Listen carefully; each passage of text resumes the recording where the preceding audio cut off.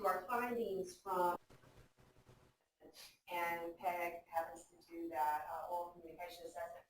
The learning outcomes are the same for the oral communication component and for the writing component.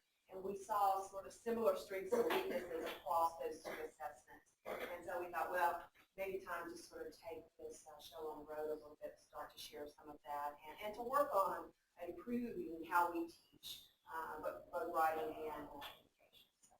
Sounds good. So we'll turn it over. Before I do that, we do have evaluation forms. If you're not familiar with that, most of you are by now. We have a little box in the back. We would appreciate your comments before you leave. And we pass those on to the presenters in case we're going to present again or for their feedback. So I'll turn it over to Peg McCree and Jessica Kratzer in communication studies. Hi, welcome. As indicated, I am in charge of, I teach Comp 2200. I've been a teacher of the basic public speaking class for over 20 years, so I've had lots and lots of experience. Several years ago, I was named the coordinator of the Comp 2200 program here in TSU. We offer more than 70 sections per semester, so it's a fairly robust fundamental communications class, and then I've been working with Sheila on the general ed assessment process. I can assure you that our students received a lot of really good information in Comp 2200 and instruction on how to give effective presentations. That does not always necessarily translate into other classes, unfortunately. So part of the purpose today is to kind of give you a background, a little bit of information that way with the kind of the course content that we have, the way that we approach speaking, with the intent of then hopefully helping you to modify those kinds of ideas for your own particular courses. And what I'd like to do is just very quickly go around the room and ask each one of you to introduce yourself and to tell us what primarily you're teaching so that we get a little better idea of our audience and who we're addressing. So, Tom Rithoff, psychology. I teach an advanced research methods course where I have the students present their proposals and then their final product at the end of the course. David Ites, I teach prescribed math courses, and we have students make presentations on either as a group or as a single individual on certain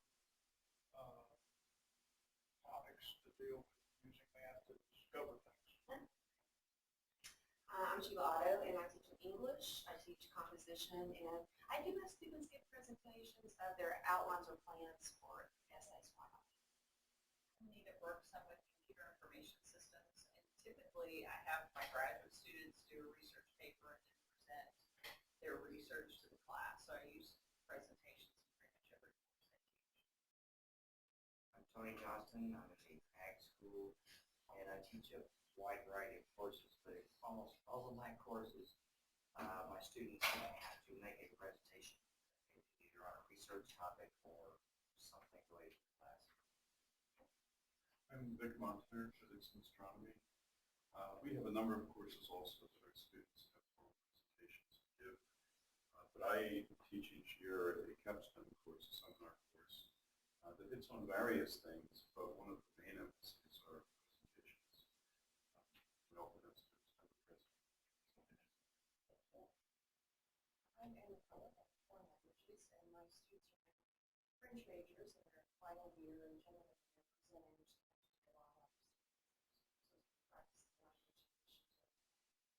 presenting their substance. So I'm generally, grading them on, half grammar, half substance. And I'm curious to see how other people deal with. I'm sure they have grammar issues in English as well. So and of course, we have a lot of students from foreign countries who are taking a basic public speaking class and also having to, and are being asked to speak in a foreign language.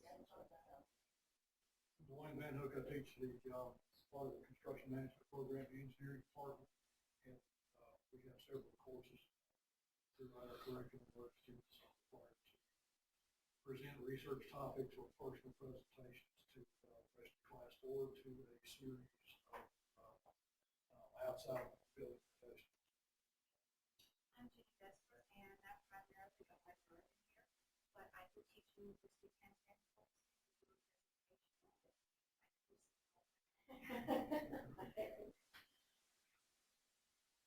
I'm Melissa Loggeyer. I'm in the Geosciences department, and one of the upper division classes I teach is historical geology.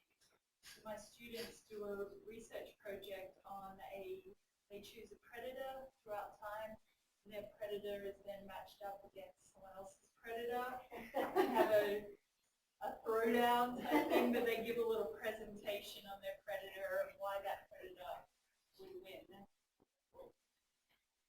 Steve Larson, political science. I teach the research methods class and also some division class. We do the predator thing too. And so generally it's just presenting the research design.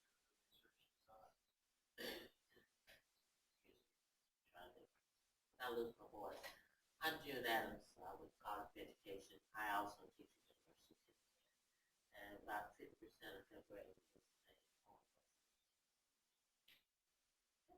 So I would like all of you to know that those of us in the Comm Studies Department are perfectly willing to assist you in any kind of assignment that you may be using or would like to use as far as construction, the design, evaluation, so on and so forth. If you notice that students having particular difficulties with one particular area and you want some additional assistance, I would encourage you to contact me or one of our other faculty members, because we would be more than happy to work with you on an individual basis. But let me step through today what we're going to talk about. My part is designing and assessing an oral presentation. What I'm specifically focused on is that single speech, if you will. And the other presentation is going to be on how you assess a group presentation. Okay, there are 3 basic steps to successful oral presentation assignment. The first, of course, is the design of the assignment. Secondly, guiding student preparation. One of the things that we notice is that students like to put off until the last minute preparation for a speech, and generally that means disaster. So we're going to talk a little bit about how you try to encourage them to get prepared ahead of time, and then the design of an effective rubric or evaluation form. Okay, the first step in designing an assignment, of course, is to have a clear focus for a purpose, and also to have a clear topic. What we talk about in COM 2200 is deciding whether or not your speech presentation is going to be informative or persuasive or entertaining or what have you. So I would assume that based on what most of you told us, that you're really focused on a presentation to inform, and not about the business. In most cases of being persuasive, you want to inform your audience about your research. You want to inform them about a particular math problem or what have you. But you need to make sure you have a clear focus. Okay, that purpose statement, the student should be able to verbalize that purpose statement in one single sentence. Okay. Oftentimes they want to write a paragraph, they want to write 3 or 4 sentences, but to have a clear purpose, it should be done in a single sentence. And that sentence needs to be, that statement needs to be focused appropriately for both the assignment and for the time allotted. So you can't tell us everything we need to know about a topic in a 5 to 7 minute presentation. So, for example, they might want to say, I want to inform my audience about automobiles. Well, that is way too broad, clearly. To inform my audience about the history of automobiles. That, too, is still too broad for a 5 to 7 minute presentation, even probably for a 10-minute presentation. So you've got to start by getting them to narrow their topic to something like, example C, to inform my audience about the electric car. That potentially you could talk about in a 5 to 7 to 10-minute presentation. So again, can they articulate that specific purpose, what the topic of their speech is, in a simple, clear sentence, and is it appropriately narrowed so that they can handle it? Okay, obviously the topic must meet the objectives of the assignment, whatever the objectives are that you have talked about. Typo there. And it should be improved by the instructor. Okay, I always recommend that instructors approve the topic area ahead of time so that the student knows what they're talking about is appropriate. As far as we're concerned it is okay to provide a list of approved topics that students can select from. There's nothing wrong with that. It is okay to assign a topic. However, we know from doing research that a speaker who is enthusiastic about their topic is probably going to give a better presentation than one in which you say, here, give a speech over this particular subject. So when possible, I would recommend that you try to figure out a way to allow your students to have some flexibility in the topics that they choose, either from a list or, again, you may say a specific topic area. For example, in my speech classes, for their informative speeches, they have to do a topic that is outside of the United States, so they can focus on a different country, they can focus on a particular problem outside of the country, but then that gives them some leeway in picking a particular topic. And I also think it's okay for an instructor to veto a topic. If there's something you don't want to hear, or you've heard 4,000 speeches on that topic and you don't want to hear it again, I see nothing wrong with telling the student, no, that's either not an appropriate topic, or I don't want to hear it, I'm evaluating you, find something else to talk about.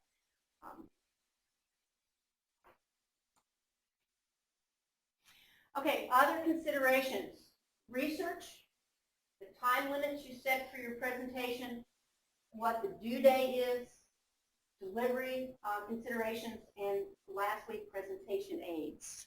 These things you should build into your assignment. Oops. Okay, in regards to research, again, you need to be specific with guidelines. Do you want them to use a particular kind of research? Do you want them to use a variety of research? Do you want them to, only can be data from 2005 forward, whatever it is, you just need to be very specific and give them specific guidelines. But you also need to be somewhat flexible, particularly with the use of the internet, okay? Just because something is delivered electronically doesn't mean that it is an internet source.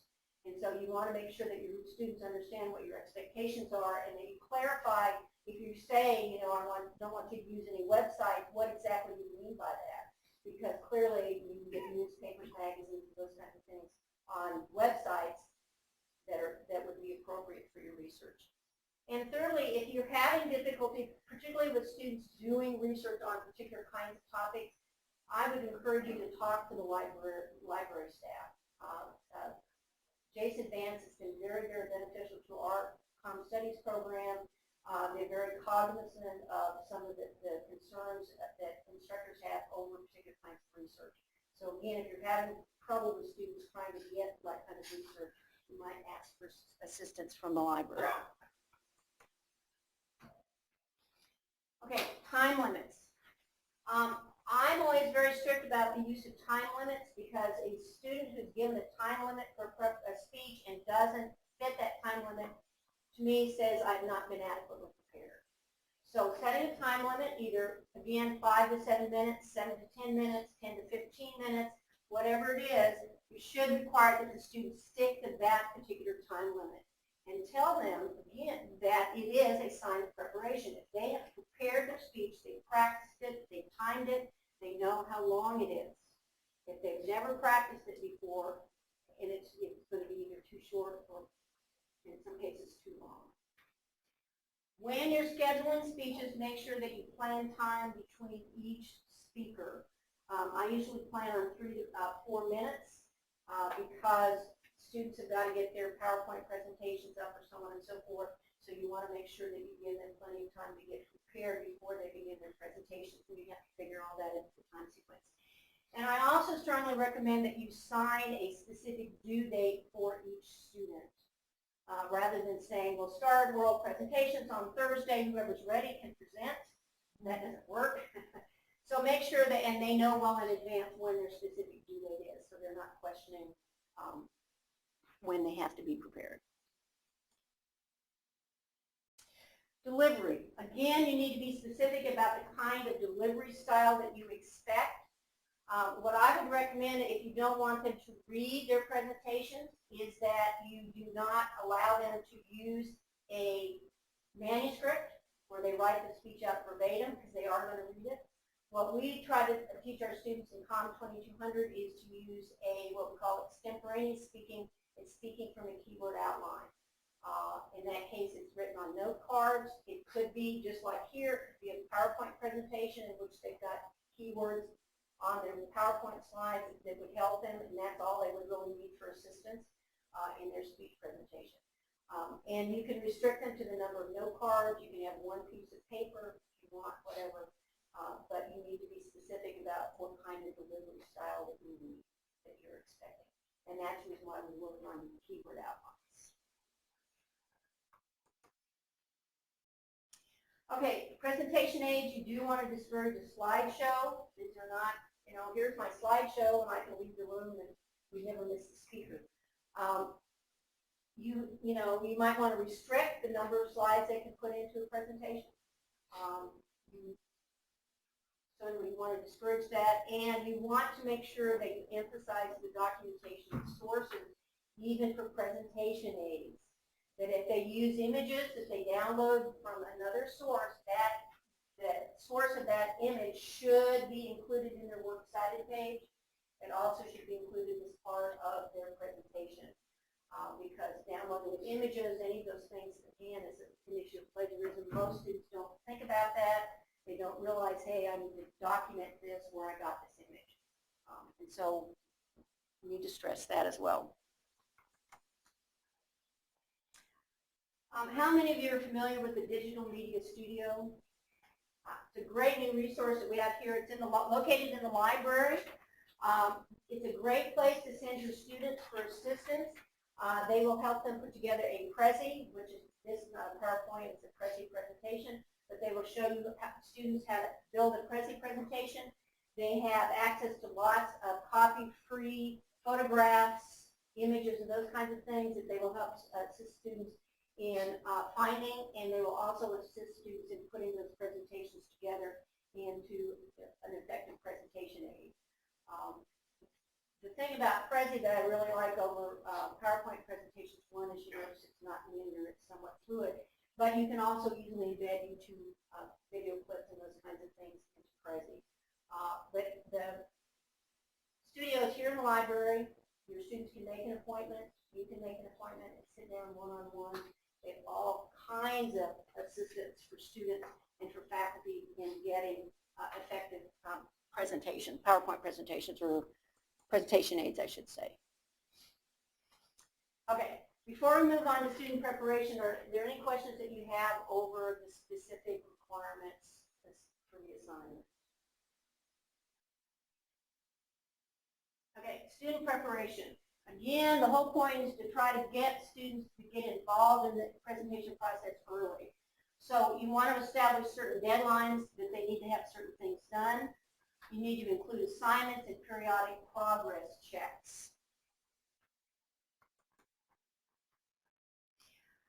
This is an example of a research check assignment that I have. For example, I have my students declare a topic at a particular date, and then they have a particular time period to do a certain amount of research. And this is and I've got a sample that I'll pass out to each one of you.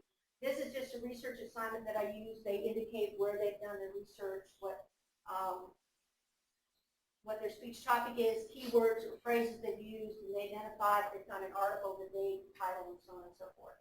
And then they pass that in ahead of time or after 2 weeks so that I know that they're continuing to do research. Okay, and like I said, I have a copy of one of those I'll hand out to each one of you. Other ideas. You can ask them to submit a bibliography early. If you remember back in the days when you were doing research, one of the things we have a tendency to do is put that works cited page off until the very end, right? And then you're tired and you don't want to do it, so you end up not doing it correctly. So one of the ways to prevent that is ask them to submit a bibliography early. Turn in your works cited page at such and such a date. Okay. Again, what we're doing is trying to encourage them to get their research done early so they don't wait until the last minute to do it. You might ask them to present some kind of an outline draft or a summary of what they've done so far. Maybe a brief skeleton of what they intend to include in their presentation a week or 2 weeks before the presentation is due. Again, the whole thing is to try to get them to get started early. Other ideas?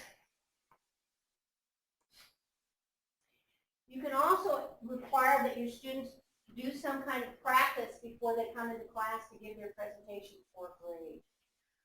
I've seen this done in small group projects where you assign them a group that they work with and you require that each one of them must give their presentation to that group ahead of time so that they have some practice. They can get some feedback from their peers about what they think that presentation is. And we're going to talk a little bit more about how group presentations can work.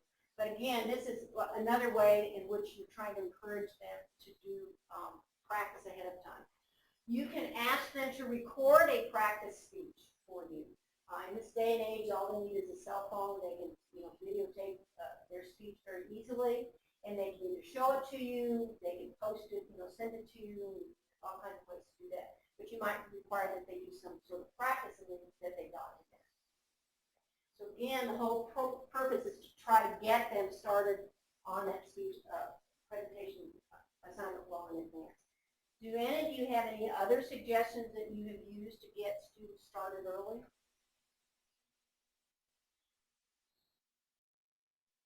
Okay.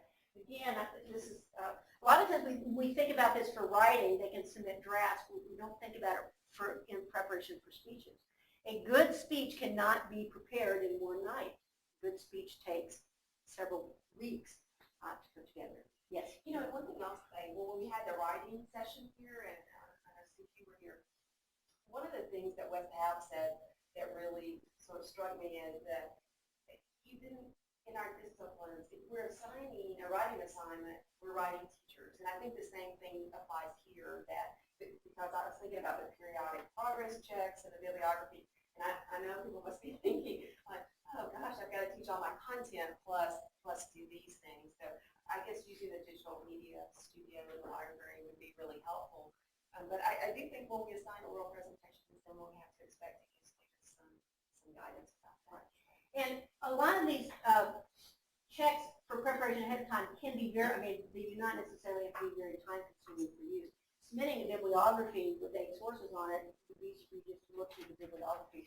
Asking them to submit a one-page summary of what they intend to do in their presentation would be easy to skim through and say, yeah, that's a good idea. This looks thin. You need to add some more information here just to help them in preparation.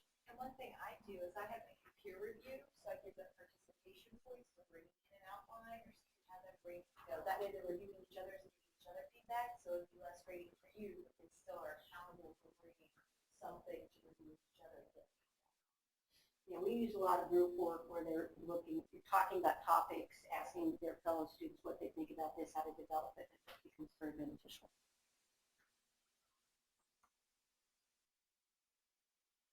Okay, let's talk about rubrics and evaluation forms.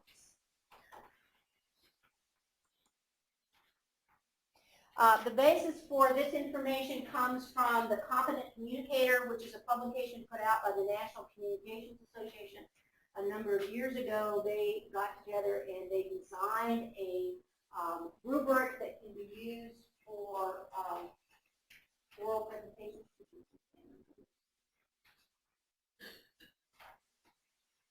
And certainly this can be modified,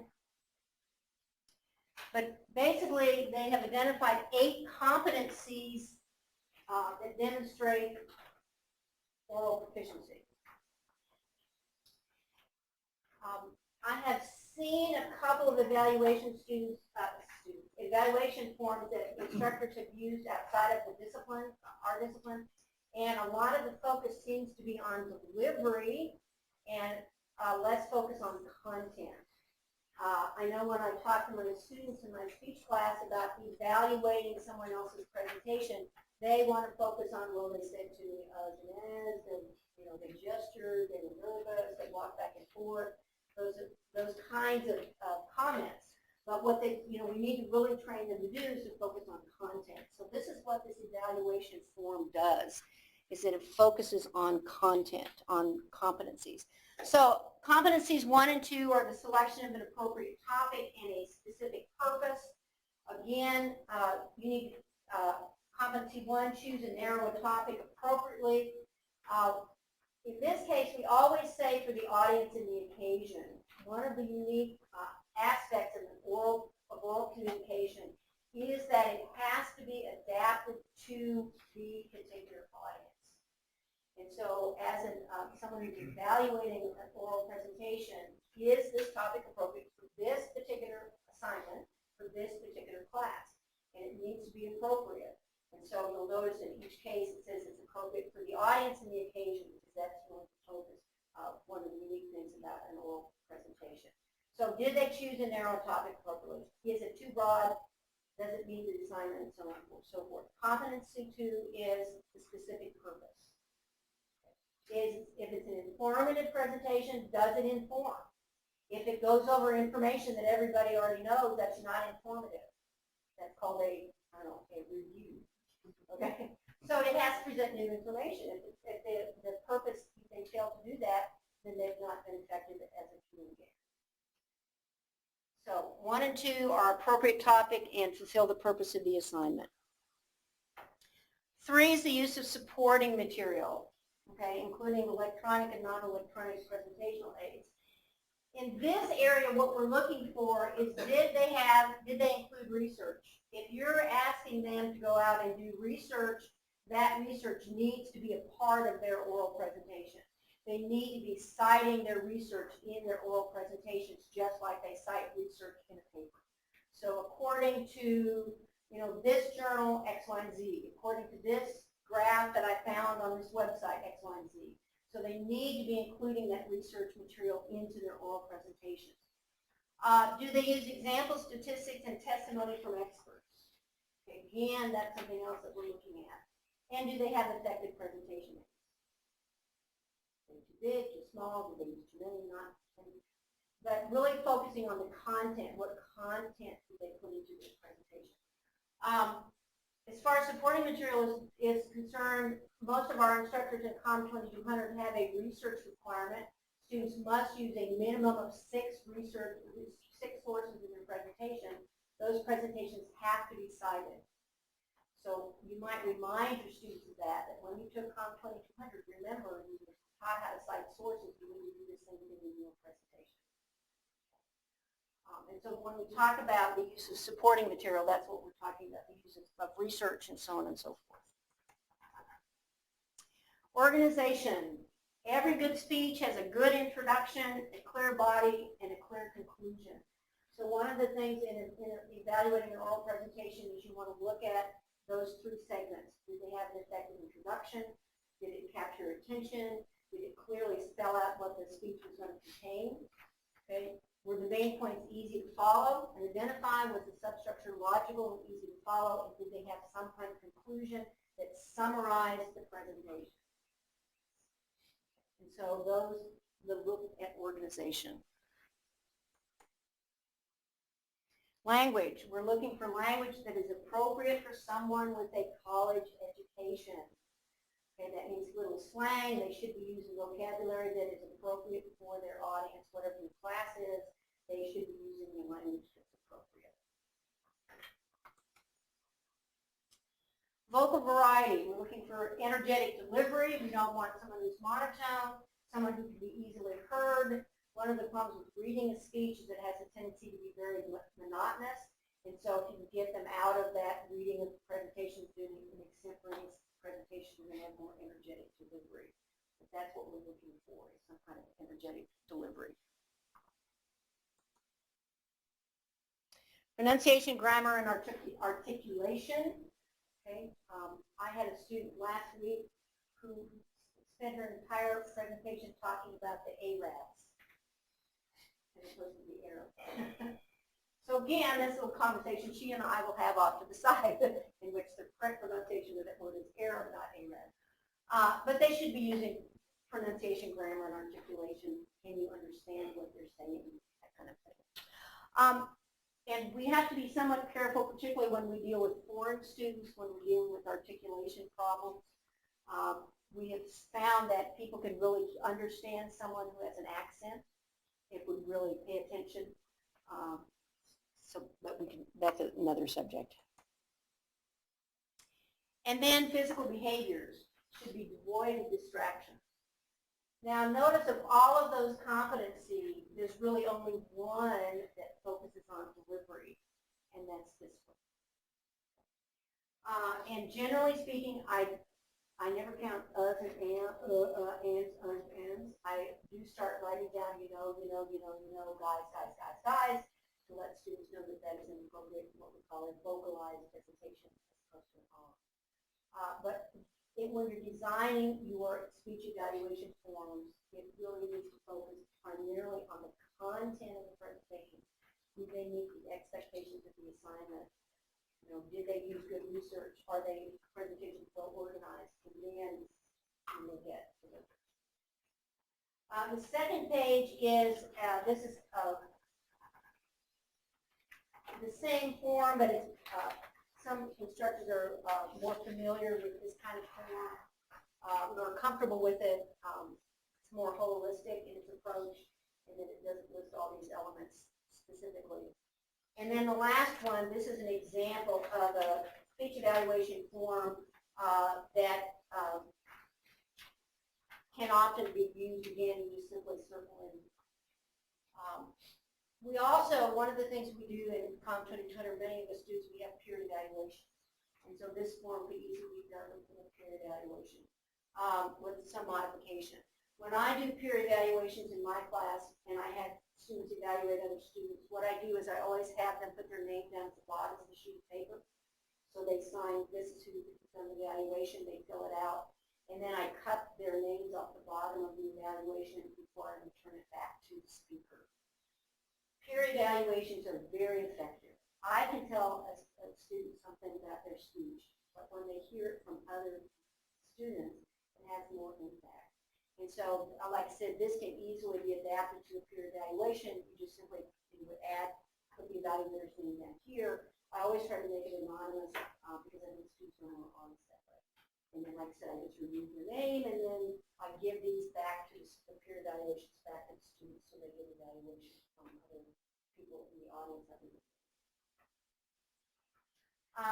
These evaluation forms, again, can be modified, or be more than happy to send it in an electronic copy if you really want to. We do have permission from NCA to use these forms as is, so we're not violating copyright law if you want to copy these off if you wish to do so. But again, if you'd like to an electronic copy, just let me know. I'd be happy to provide that for you, and then you can make modifications.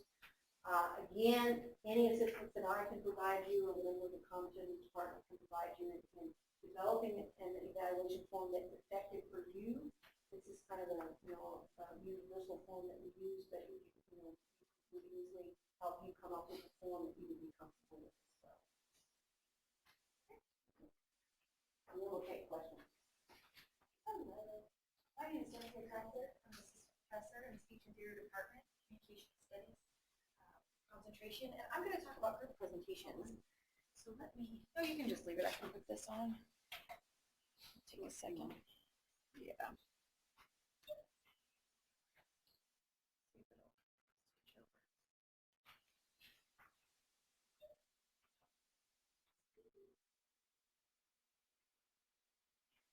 I'm not ready to use it yet, but it is ready. Yay. Okay, so when you're designing an assignment for a group project, you want to be really clear that you have multiple perspectives interpreting this assignment, and they'll talk about it, and they'll decide, hey, this is what she means. Oh, no, this is what he means. And so you want to be very descriptive. So include your assignment expectations. What do you want accomplished here? Be very specific. Sometimes we'll write it out in a paragraph form and then list specific requirements in bullet form, which I'll show you in a moment. And you want to decide, like Peg said, how is the topic chosen? I know if it's a group project of research that they're doing, or I have my small group communication students that have to do an idea presentation, where they present an idea for the class to do a community project, and then we vote and we do the community project that's chosen. So they each have to present their community project.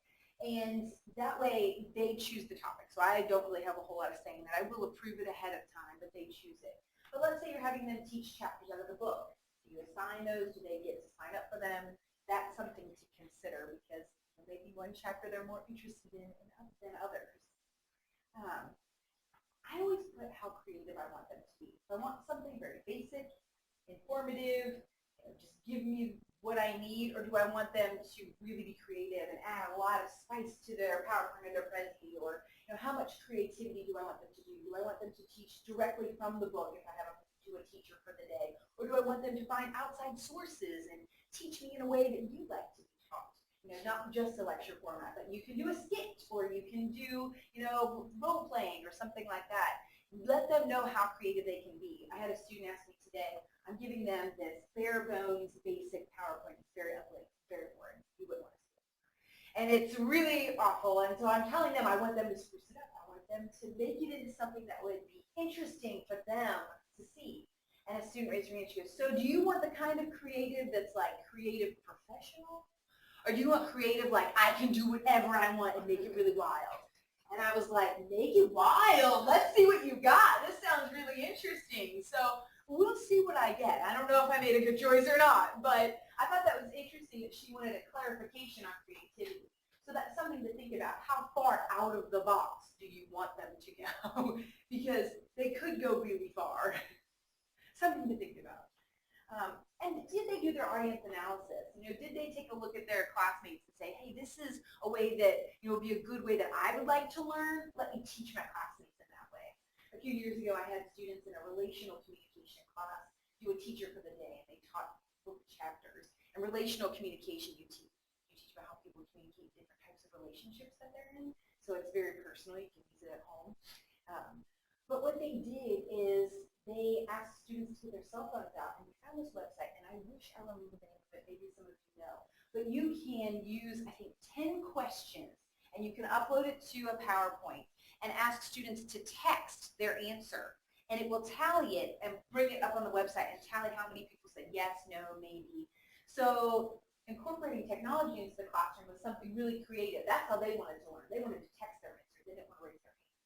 And so I thought that was interesting in a day and age where they constantly have the cell phone in the hand, under the desk, in their purse, They could actually participate by texting something. So they will come up with some really great stuff.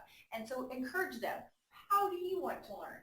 Analyze your audience. How do your classmates want to learn? And in that way, they can create some really great group projects, just feeding off each other and thinking, yes, that's how I want to learn. So another thing you want to, let me show you a few. Another thing you want to consider is, are they going to be evaluating each other? I strongly recommend in a group presentation to have some sort of element where they say, hey, this is what my group members did well, this is areas where they didn't do well. That way it keeps everyone on their toes and participating. Because you all sometimes have that group member that just wants to ride on the coattails, and there's no way to say, okay, you don't get the same amount of points as your classmates. So I always have a portion of their grade, whether it's 10 points or 15 points, allotted for them to evaluate each other. And it's anonymous, they don't get to see the evaluations, but they get different grades. And that tends to help them feel better about working in groups, because you get the response like, you're going to work in a group. And you get some students go, yay, and other students go, oh no, I don't want to do this. So having that accountability really works well. They get say in other people's grades, so they tend to participate. What size are the groups? Well, according to small group communication experts, the ideal group is 5 to 7. So if you have that 5 to 7 range, you get enough perspectives where you have a nice range of ideas, but not too small where it becomes limited. So that's what the experts would say, 5 to 7. So also you want to include requirements. I always have exactly what I want, like the time range, like Peg said. I completely agree. If they're going under or over time, they haven't prepared. And a lot of times what students will do in group speeches is say, well, we'll do it about right. It'll be about this many minutes without practicing. Oh, no, it won't be. And then what I have to do is stop you in the middle of your presentation, and then you don't have an ending to that presentation, and that's a bunch of points off for you. Sorry. And so what I do is if they go a minute over, I will stand up. And when I stand up, that means you sit down. So you're finished.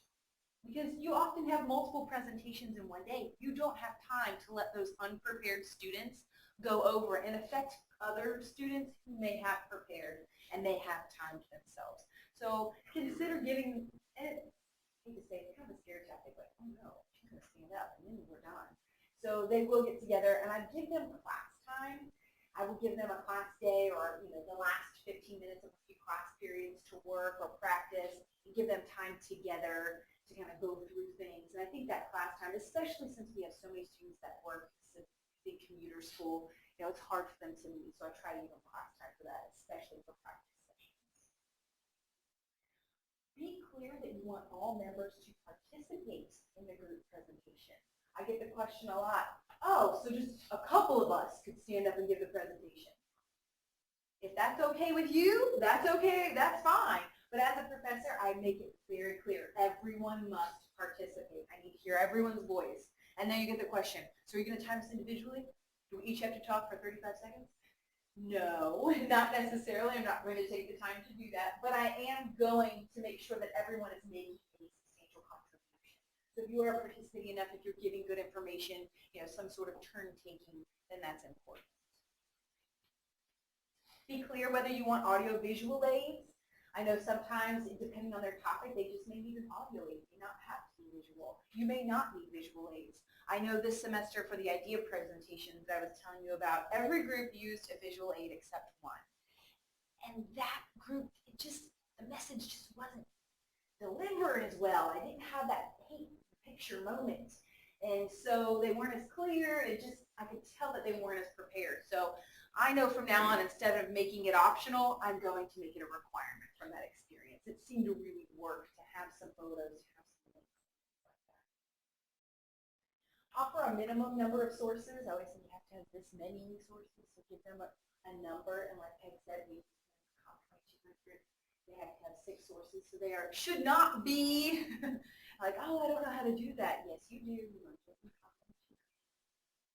And again, introduction, body, and conclusion. I get that question a lot if it's not in a public speaking class. So do you want an introduction? That could be a really great idea. I would like to be introduced to your topic. I would like you to ease me in, grab my attention. And so I often put on there, make sure you have a clear introduction, a clear body, and wrap things up nicely. A lot of times what you'll find in any presentation is they get to the conclusion and they go, done. And then they go back to their seat. I hate that done moment. It's terrible. So be professional throughout. And what I stress a lot of times in any sort of presentation is that sometimes they forget that college is preparing them for the future. They just think, I'm a student, I'm a student, I'm a student. But we are getting you ready to go into the workforce. And if you finish a professional presentation at work and you say, done, and you completely drop your professional character, your body goes kind of, and you trudge back to your seat, that's not professional. That doesn't look very nice. So I tell them, you are on. From the time you walk in the door until the time you leave, you are on. So be on the whole time. Be professional that entire time period. And with that, do you want them to dress professionally?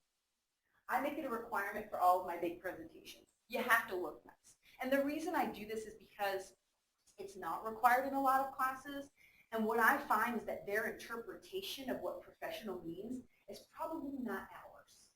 So I make it very clear that this is what professional looks like. And if you don't dress professionally, I let you know. Because you are going to go on a job interview wearing that. And you are not going to get the job because you look ridiculous. You are wearing cargo pants. You're wearing a hat. You're wearing your shirt wrinkled and unbuttoned. You're wearing something too short, too low cut. Many students don't get what professional is. It's not what you wear on Thursday night when you go to the club. It is not. And so I have very clear guidelines on what professional is. If that means you have to borrow your roommate's pants, you have to borrow your roommate's pants. Because I have some students say, I only own jeans. Now is the time to own a pair of dress pants. You are preparing for the future. This is something you need to have. So a few examples I'll show you. This is a small group. Oops. How do I?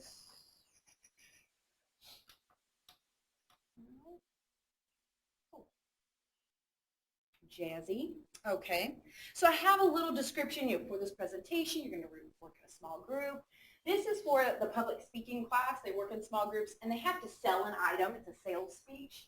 And they get to sell any item they want. They do an infomercial. So it's very And so I give them, an example. So, you can't do a time machine. It has to be realistic. And so that they have an idea of what I want. I also have a little line where, you're saying that you're going to evaluate individual members. You can expel an underperforming member, and I have a policy for that at the end. I think that's very important as well. If someone just isn't showing up and just isn't doing their part, there should be a policy for that person to be removed in a lot of my speeches. Some of you may not want to do that, so make it clear. You have to deal with the student that may not put in all the effort. I have, requirements. They have to have 5 to 7 people, the time range, an introduction and overview. There should be time for question and answers, incorporate visual aids, and you have to have 6 sources. So all of my requirements are very clear. I have hints, and then I have group work concerns. So if you have conflicts, meet with me. Let's talk about it. If you have someone that's not participating, how can you, meet with that person? I always say, resolve the situation right away. Let's not wait until the last minute, like the week that it's due, and say this person didn't do anything. I need to know ahead of time.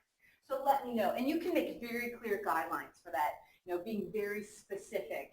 That can be helpful. I know for some classes I have it like bullet pointed. And in other classes I let them decide. So my small group communication class, they decide the kick-out policy for each group. They sign a contract saying that we agree on this. So that's one way to do it. For the idea presentations that I was telling you about, sorry if this makes you ill seeing this move around. I have 3 major discussion areas. This is a speech that is not a huge part of their grade, but it is very important. So I ask, who's going to benefit from your idea? What is your project idea? And how will they divide the duties into groups? Since it's a small group communication class, each group has to say, group 1 is going to do X part of the community project, group 2 is going to do X part of it, so we have it divided up. And then I give them other information. Each group should participate. Everyone should wear professional attire. If you have questions, let me know. I will be glad to tell you exactly what I think professional is. And so I have these additional information of things that have come up, what sources could be useful, and that they're voting. And that adds an extra competitive component that students sometimes like. So even if you want to do a presentation and make it fun, like get 2 bonus points, or one thing I've done when they vote is you win 100 grand and I'll bring 100 grand bars. Something just kind of fun where you do some sort of voting and they make it a little competitive. It seems that students really like to be competitive. And then here's a teacher for a day. So developing the lesson plan, teaching the lesson, and evaluating the discussion. And I have points allocated here. So this tells you exactly what you're going to be doing, how long it should be, what you're going to do during the process, and then how you're going to be evaluated. So I make it very clear. And I think it's important to make evaluation very clear. And that's what I'll touch on next is evaluations.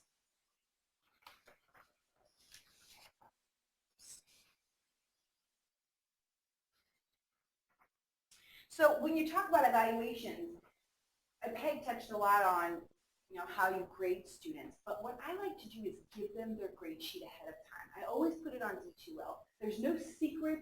I'm not going to shock you with how I'm grading you. You know exactly what I'm looking for and how many points go to everything. That way, if you do have a procrastinator, they don't spend all of their time on a 5-point presentation aid and little time on as much content and resources or citations when they should be spending more time on citations. If that's worth more. So they can kind of weigh that out and decide, hopefully they are not procrastinating, but it does happen. So what are their clear sources? What is their reasoning in support? Clear information, creativity, professionalism. Not, cursing during their speech or when they mess up. Oh, I'm so stupid. No, we don't do that in the professional world. We don't say, oh, I messed up. I'm such an idiot. How do they do on delivery and audio-visual aids and question and answer periods? And so I have a few examples of grade sheets that I use. And they vary a little bit depending on the assignment and the mood that I'm in for assessing. So here's a very specific, this is for my group speech for my public speaking course. So I grade the introduction. I'm looking for these specific parts. I'm looking for, however many citations. And this is an older one that has been modify for my new class. But what part's the conclusion? Exactly what in delivery am I looking for, and how many points go to that? And then I can scoot up a little, and you can see where I have the presentation aid, how many points that's worth, Q&A, outline and bibliography, individual grade by their peers. So in this particular case, students are grading each other, and that's 20 points of their 125 point grade. And what I do is I just add it up and then get the average, and then that's the average grade that they get when they evaluate each other.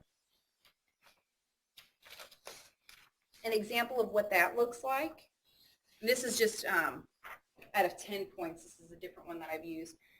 Be honest, I put up there, give me comments. I like comments so that it's not just a number and I don't know what that number means as a teacher. I think it's important for them to say, well, I gave this person all of the points because they did their part. And if that's a theme, then great. If you notice a theme where most students say this person did poorly but their best friend said they did great, then you may want to modify the points a little bit. And that is your right to do that.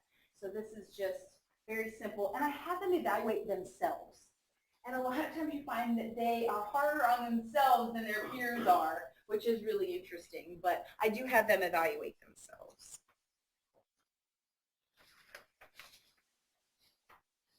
For the PowerPoint presentation, I was telling you about that boring PowerPoint that I have them do. This is both the assignment sheet and the grade sheet together. So I have a boring PowerPoint has been uploaded to D2L.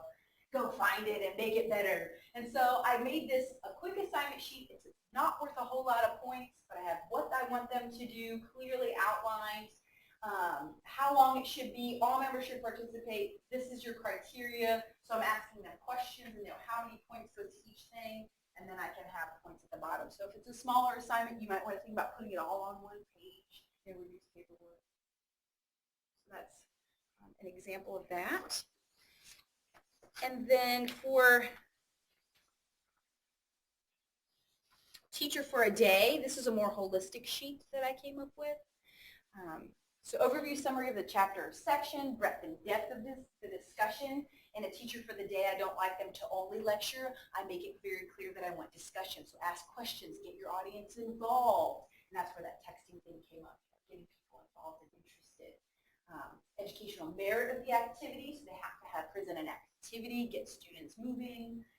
And then the presentation process, was it organized, their evidence that they participated or that they prepared properly.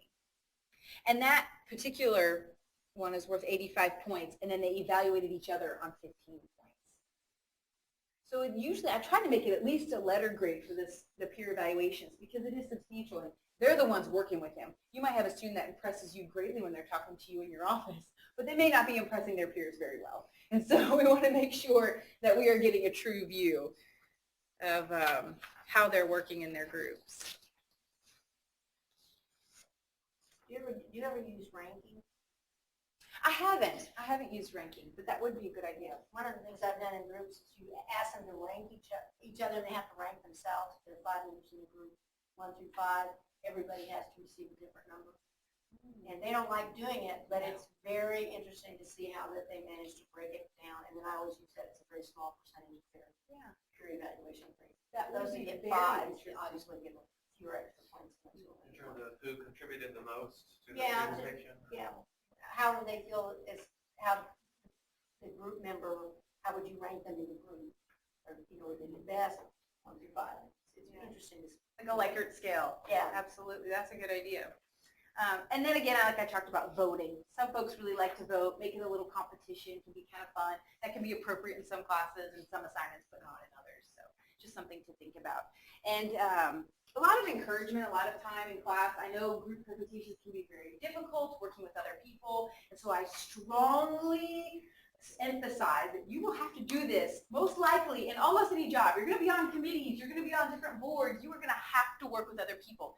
These are important skills. You are going, just because you're not going to be a public speaker for life, you are going to have to get in front of people. And so developing these skills is very important. So I try to relate it as much to the real world as possible. So that could be one way to really emphasize the group presentations. Thank you. So we have just a few minutes for questions. I would also like to say that the library, if you've not wandered around recently, they have made group study areas very accessible to students. It's a great place for students to come and meet in small groups in all these various rooms. some of which can be reserved. So in preparation, you know, you can require that they reserve the room and you know, at a particular time period, and let's try. So questions for either one of us? Could we get electronic copies of this edition? Absolutely. I have my business card, so I'll just give that to you. You can send me an email, and I'll email it back to you. Sure. And with the recording of this, we have an archive on our site, and we'll work with the presenters on what you're willing to share with their, Sure. that might take a week. Yeah, glad to Sounds put good. the, particularly the speech evaluation forms up. Other questions? I mentioned this when we were walking over, that in my class, I'm trying to also teach my students to be good audience members and how to ask good questions. Do you ever do that, or have any thoughts about how to? Oh, we talk a lot about being a good audience member. It's very important. And I remind my students often, remember what you are looking out at the audience. And when someone's slouching in their seat or being, you know, having that disrespectful body language, what does that say to you? So before speeches, I remind them to be a good audience member. And for the Q&A, it can be hard to get them to ask good questions. So that takes a little bit of time, but just reminding them, you need to ask good questions. What is something that interests you about this project that you would want to know more about? What is something they didn't, you know, explain further that you think is interesting? And so prepping them and giving them examples, I think, is Do you really have grades or points associated with those kinds of things? With the quality of their questions, no, but in my group speeches, I do have a Q&A period, so it's how well they answer the questions. It's because it's a group answer. So I don't have anything where it's how good of a question are you asking. Yeah, sometimes some of our instructors put together, they ask their students to do a contract. You know, as a good listener, this is what I promise to do. And the students come up with the ideas, and then everybody agrees to it, so that they make sure they're attentive, they're not texting. And we let the students generate that kind of a contract that, you know, when people are presenting, this is what I promise as an audience member to do. And that raises the level of participation and attention. We were added where it's what I've done before with my students, where I talk about disrespect and things of that nature, where I say, you know what, if I catch someone being disrespectful during your presentation, then I will also be disrespectful. And I will actually give permission to the student that was disrespected to actually disrespect them. And it usually stops it. So like, if you're going to come in late, then they're going to come in late on yours, and we'll make sure that happens. And, you know, so that way the phone will ring, and that's one way to ensure if it does once, it stops it. I've heard of some folks, because as a teacher, you're watching the presentation, but you're still looking around at the audience to make sure people are listening. And it's like, if I catch you, I'll take this many points off of your grade. I've heard something like that done before, but not the eye for an eye. Yeah, the one thing that we really have not talked about is speech apprehension. And we all know our students, we have speech apprehension. Our students have speech apprehension. One of the things that we have learned in teaching public speaking is a student who is ill-prepared is going to have obviously higher anxiety. And so encouraging your students to be well-prepared, going through those steps and making sure that they're not waiting until the last minute will help to ease their anxiety. If you have a student that really has high anxiety and needs some assistance, again, I would encourage you to contact me or one of the members of our faculty. There are various exercises that we can encourage students to do. Again, a lot of times, if you just simply meet with the student ahead of time, you know, have them go over what they plan to do in their presentation, that will ease their anxiety. Some of the worst students are perfectionists. They want everything to be perfect. If you have a student who is a perfectionist, wants everything to be perfect, they are going to have trouble because speeches are not perfect. Everyone makes mistakes. But again, that's something that we more than willing to work with students on. But preparation to me is really the key. If they're well prepared, they're going to be less anxious. Other questions? You mentioned you may have a limit. They can only do one sentence. Do you ever have them turn that? Yeah, always have them turn in. The new V2L, they have a plagiarism tool in V2L that would encourage you to start using. It does keep track of, when you're starting a database for COM 2200 speeches. But that's, you know, it's a good tool as well. And what I found with a couple of my students, they have a segment of their outline that's plagiarized, and they didn't realize that they can't take everything from one source. And they submit that as a draft, and then it comes out and go, woo, wait a minute. And so, you know, talk to them about the fact that this needs to be, divided up, you need to paraphrase, you need to incorporate some other sources as a learning tool rather than, that, so, and then they make modifications to that, but that's a very valuable tool.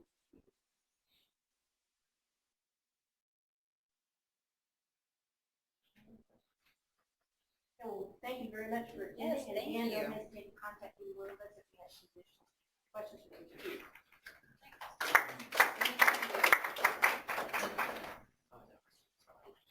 Yes. Support. Got it, exactly, got Turn around.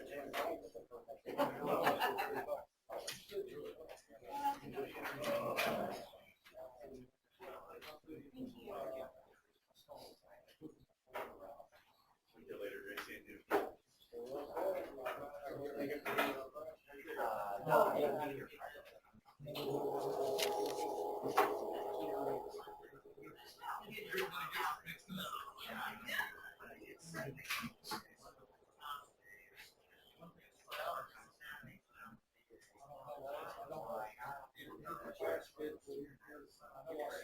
recording, which I'm supposed to stop.